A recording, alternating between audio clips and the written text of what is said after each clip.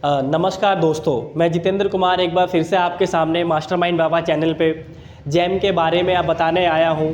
कुछ ऐसे कमेंट्स आए हुए हैं हमारी पिछली वीडियो पे जिसमें जैम क्या है, जैम की उत्पत्ति कैसे हुई, जिसमें मैंने आपको बताया। तो उसमें कुछ हमारे प्यारे प्यारे जो सब्सक्राइबर है जिन्होंने कमेंट किया हुआ है कि उनको कुछ डाउट्स है, तो उन्हीं डाउट्स को क्लियर करने के लिए एक बार फिर से मैं आपके सामने आया हूँ। तो उसमें एक जो कमेंट आया है मेरे पास, उसमें लिखा हुआ है कि सर क्या जैम में एडवांस पेमेंट होती है कि नहीं। तो इसके लिए मैं आपको बताऊं कि जैम में एडवांस पेमेंट नहीं होती, बट इसकी दो कंडीशन होती है। फॉर एग्जांपल, अगर आप खुद अप्लाई कर रहे हो, सपोज़ कि आप किसी एक प्रोडक्ट को मैन्युफैक्चर कर रहे हो और आपने उसको जैम पे पार्टिसिपेट किया, मतलब कि उस टेंडर को आपने खुद से जैम पे पार्टिसिपेट किया, तो उस कंडीशन में आपको एडवांस पेमेंट नहीं मिलेगी। क्योंकि जब तक आप अपने माल की डिलीवरी नहीं दोगे, उसके बाद ही जैम आपको पेमेंट करेगा। वो भी पेमेंट कब करता है जैम? आपने टेंडर का फॉर्म देखा होगा, टेंडर फॉर्म पे उन्होंने अपनी कंडीशंस मेंशन कर रखी होती है कि आपको पेमेंट कितने दिनों के अंदर मिलेगी। 60 डेज़ होता है, 90 डेज़ होता है, 120 डेज़ होता है। फॉर एग्जांपल के लिए मैंने आपको बता दिया, एडवांस पेमेंट नहीं होती। एडवांस पेमेंट किस केस में होता है? फॉर एग्जांपल कि आप एक फ़ोन के मैन्युफैक्चरर हो या आपने ये मार्कर बना लिया अपनी कंपनी में आप मैन्युफैक्चरर हो, बट आपने ऑथराइजेशन दिया है किसी दूसरे बंदे को कि आप हमारा ये मार्कर बेचो, आप हमारा ये फ़ोन बेचो। तो उसने आपके बिहाफ पे, मींस कि आपकी ऑथराइजेशन लेके उसने जैम पे अपना टेंडर पार्टिसिपेट किया। तो उस केस में होता है कि आपकी कंडीशंस क्या है उसके साथ, कि अगर उसने टेंडर कोट किया और आपके इस मार्कर के टेंडर में वो L1 आ गया, L1 मीन्स कि उसको वो ऑर्डर मिल गया, तो वो आपको पेमेंट कर देगा पहले। मतलब ये आपने उससे कंडीशंस बनाई होती है कि अगर आपको L1 मिल जाता है, मतलब आपका जो प्रोडक्ट है वो L1 की कैटेगरी में आ जाता है, तो आप हमें एडवांस पेमेंट देंगे, देन फिर हम आपको अपना प्रोडक्ट देंगे आगे सप्लाई करने के लिए। तो इस कंडीशन में आपके पास एडवांस पेमेंट आती है। तो ये जो डाउट था हमारे एक कमेंट करने वाले प्यारे से भाई का, वो क्लियर हो चुका होगा। फिर भी अगर इसके बाद भी अगर कोई डाउट है, अगर कोई ऐसा क्वेश्चन है, तो आप कमेंट में फिर से पूछ सकते हैं। उसके ऊपर मैं एक एक्सप्लेन वीडियो लेके आऊँगा ताकि आपको और अच्छे से क्लियर होगा। दूसरा कमेंट मैंने एक ये भी पढ़ा कि क्या MSME सर्टिफिकेट का कोई चार्ज लगता है, इसको कैसे बनाया जाता है। तो सबसे पहले मैं आपको बता दूं कि MSME सर्टिफिकेट बिल्कुल फ्री ऑफ कॉस्ट बनता है।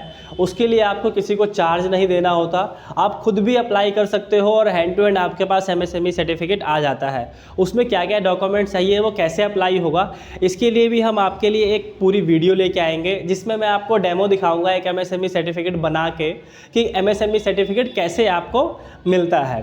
तो ये MSME वाला भी एक डाउट था कि MSME का चार्ज लगता है कि नहीं लगता, बट MSME बिल्कुल फ्री ऑफ कॉस्ट बनता है। एक जो लास्ट, जो हम इस वीडियो में जो लास्ट कमेंट डिस्कस करने वाले हैं वो बहुत इम्पोर्टेंट है। उसमें एक कमेंट आया हुआ है कि क्या सर मैं अपने जैम के कैटलॉग में, मतलब कैटलॉग वो होता है कि आपको टेंडर जब भी आप वहाँ पे कोट करने जाते हो, आप पार्टिसिपेट जैसी करते हो टेंडर, कि आपने एक फ़ोन का टेंडर लगाया या XYZ किसी भी प्रोडक्ट का टेंडर आपने कोट किया, तो वो आपसे कैटलॉग मांगेगा। यानी कि जो जैम की वेबसाइट है वो कहेगा कैटलॉग मांगेगा।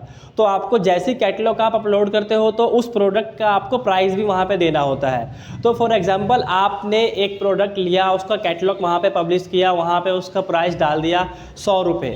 अब आपको उसका प्राइस 100 से 120 रुपये, 150 रुपये करना है, तो वो आप चेंज कर सकते हो। इसमें भी दो सिचुएशंस होती है।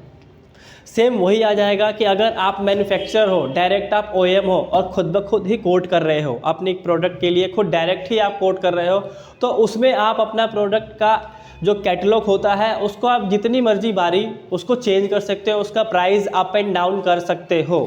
तो ये हो गया उस केस में कि आप खुद OEM हो, यानी ओरिजिनल इक्विपमेंट मैन्युफैक्चरर हो, किसी भी चीज़ का हो सकता है वो।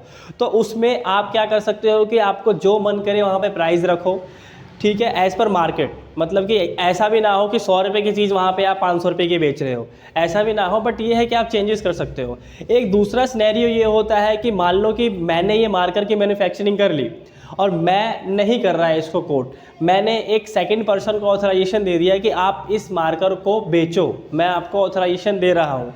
तो उस केस में वो बंदा क्या कर सकता है, यानी कि वो सेकंड पार्टी कुछ कंडीशंस है कि वो कितनी बार कैटलॉग को अपडेट कर सकता है, मीन्स की प्राइस को घटा बढ़ा सकता है। उसको डीलर बोल लो या फिर कोई सेकंड पर्सन बोल लो, तो वो क्या कर सकता है कि आपने इस मार्कर का 100 रुपये का प्राइस दिया उसको कैटलॉग में चेंज करना है प्राइस अपना, तो वो हद से ज़्यादा 10% ही प्राइस इसका इंक्रीज़ कर सकता है। मीन्स कि अगर ये 100 रुपये का मार्कर है तो अगर उसको प्राइस बढ़ाना है तो 110 रुपये तक ही बढ़ा सकता है। प्राइस घटाने में वो चाहे जितना मर्जी घटा ले, 100 रुपये से वो 50 रुपये करके बेच दे, बट उसको इंक्रीज़ करने के लिए 10% का ही मार्जिन मिलता है जेम पे।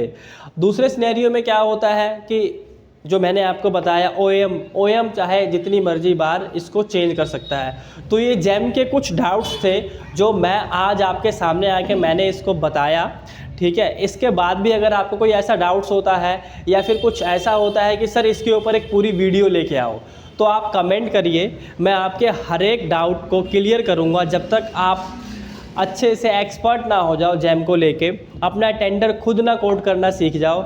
एक और भी कमेंट आया था कि सर मेरे को जेम पे टेंडर पार्टिसिपेट करना है, कैसे टेंडर पार्टिसिपेट करेंगे? तो उसको मैं वर्बली बता नहीं सकता, उसके लिए मैं आपके सामने एक वीडियो लेके आऊँगा कि टेंडर हमने सर्च कैसे किया, हमने टेंडर को पार्टिसिपेट कैसे किया और टेंडर पार्टिसिपेट करने के लिए कौन कौन से डॉक्यूमेंट्स लगते हैं। आप अगर OEM है तो आपके डॉक्यूमेंट्स अलग होंगे। अलग मीन्स क्या है कि अपनी कंपनी के ही सारे डॉक्यूमेंट्स होंगे। अगर आप OEM से आपने ऑथराइजेशन ले रखी है यानी डीलर हो, तो आपको कैसे कैसे कोड करना है, तो ये सारी चीज़ें मैं आपको एक एक्सप्लेन करके एक वीडियो में बताऊँगा। तो इन्हीं सब चीज़ों को लेके मैं आपके सामने आया था मास्टरमाइंड बाबा के चैनल पे, ताकि आपके जो डाउट्स है, जो कमेंट्स बॉक्स में जो आपके जो क्वेश्चंस आ रहे हैं वो क्लियर रहे, ठीक है। इसी तरीके से आप हमारी वीडियो पे बने रहे और जो भी आपको डाउट है वहाँ पे आप मेंशन करें। थैंक यू, धन्यवाद। और मास्टरमाइंड बाबा चैनल को लाइक करें, सब्सक्राइब करें।